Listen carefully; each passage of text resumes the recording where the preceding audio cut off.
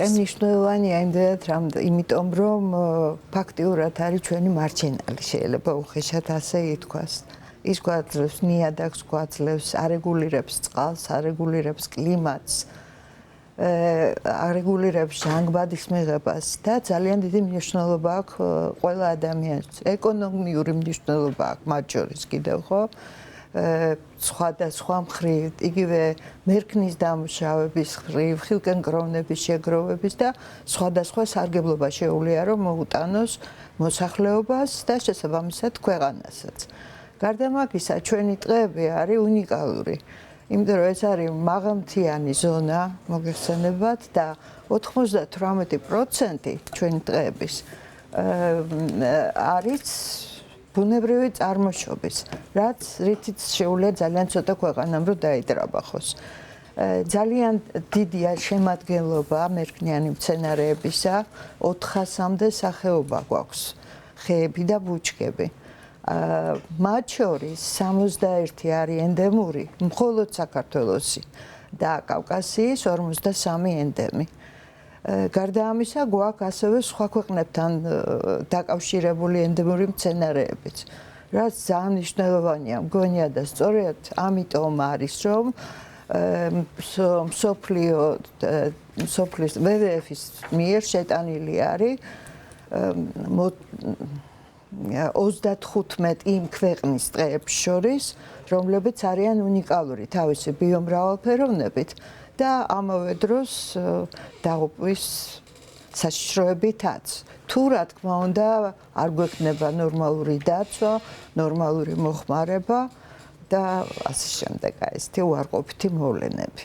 თქვენ ახსენეთ ეკონომიკასთან კავშირი და ასევე სიღარიბის აღმოფხვრას და ადამიანების კეთილდღეობას უწყობს ხელს. აი, რა კავშირშია ესენი ერთმანეთთან უფრო რომ განვუმარტოთ მაყურებელს? იცით რა, სატყეო სააგენტოში, როგორც ეგრე არსებობს კანონმდებლობები, რომელთა შორის ერთ-ერთი მნიშვნელოვანი აი ამ მიმართულებით, გახლავთ ტყით სარგებლობა.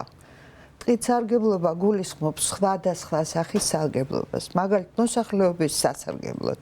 შეუძლიათ ისარგებლონ დავუშვათ ხილკენკროვანი მცენარეების, სამკურნალო მცენარეების დამზადებით და გადამუშავებით, ასე ვთქვათ, შეუძლია ჩვენს მდინარეებში და თევზის საშენი მოაწყონ.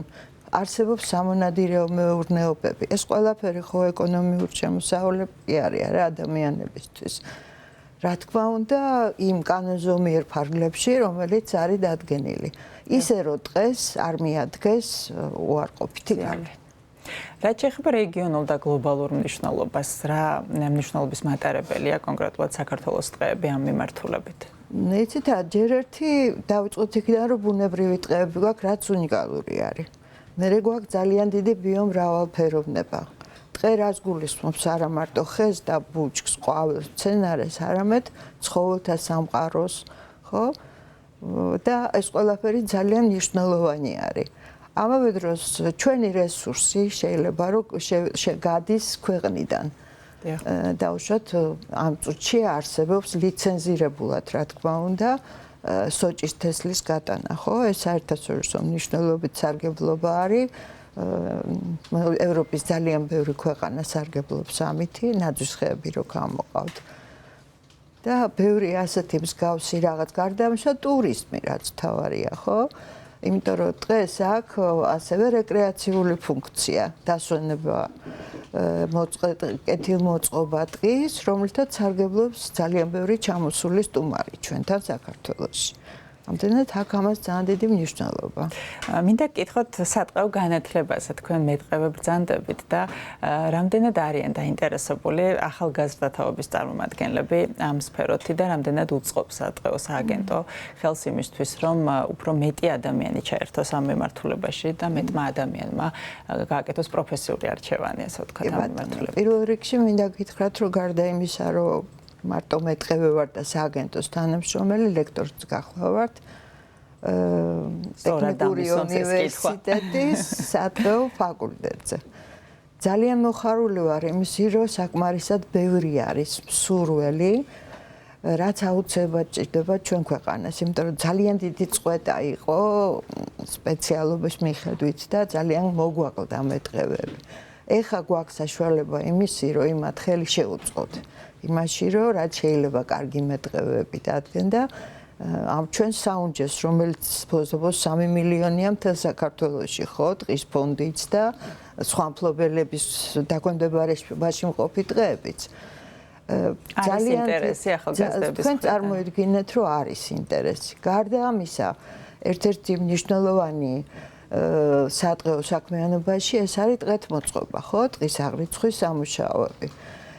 რომლისთვისაც თვითონ სატყეო სააგენტოს ინიციატივით უკვე 62 ბავშვი არის გადამზადებული 19 წლიდან 24 წლის ჩათვლით. და ეხლა 31 მარტს იწყება ისევ ახალი ნაკადის მიღება და მომზადება. ტყეთმოწყობა ეს არის საფუძველი ჩვენი საქმიანობის 10 წლის განმავლობაში. წარმოიდგინეთ, რამდენად მნიშვნელოვანია და აი ეს ახალგაზრდა თაობა აუცილებლად უნდა გაიზარდოს, რაც ჩვენ ყველანაირად ვეხმარებით. გარდა ამისა, ძალიან ხშირად გვაქვს შეხვედრები სკოლებში, ბაღებშიც კი სხვათა შორის, საბავშვო ბაღებში. სხვადასხვა დაწესებულებებში, იმიტომ რომ თუ ცნობიერება არ იქნება ამაღლებული, ეს ჩვენი გენიალური დღე შეიძლება ჩვენი ერთ დღეს აღარ იყოს ესეთი გენიალური, ხო? დღე უდაოდ იქნება ყოველთვის, ეს ბუნებამ განსაზღვრა და არა ჩვენ, მაგრამ ხარისხი შედარებით ნაკლები ჭირდება. ამიტომ არის რომ სატყეო სააგენტო დღენია აღდგენაზე ზრუნავს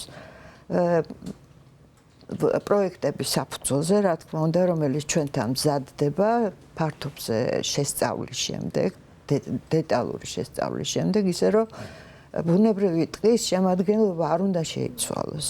ამიტომ გვაქვს ჩვენ სპეციფიური ღონისძიებები, რომელიც ამას საშუალებას გვაძლევს, რომ ტყებს შეინარჩუნოს ის თავისი სიდიადეც, ის თავისი შემადგენლობაც და მნიშვნელობაც.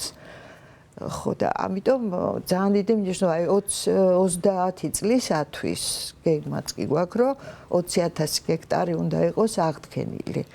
ეს იმიტომ კი არა, რომ დაუშვათ რაღაცა საშინელება ხდება და იმიტომ აღდგენა. არა, ეს მოგეხსენებათ ბევრი წლის განმავლობაში უარყოფითი რაღაც სტარდებოდა ტყეში, ხო, უკანონო ჭრები, დატაცება, რაღაც და ამან გამოიწვია ის, რომ ბევრ ადგილას საჭირო გახდა, რომ აღდგენა წარმოებულიყო, რასაც ჩვენ სისტემატურად ვაკეთებთ და ყველა რეგიონში, 9 რეგიონი გვაქვს და 9 რეგიონში ჩვენ ვღებულობთ ინფორმაციის ტყეთმოწყობის მასალების საფუძველზე.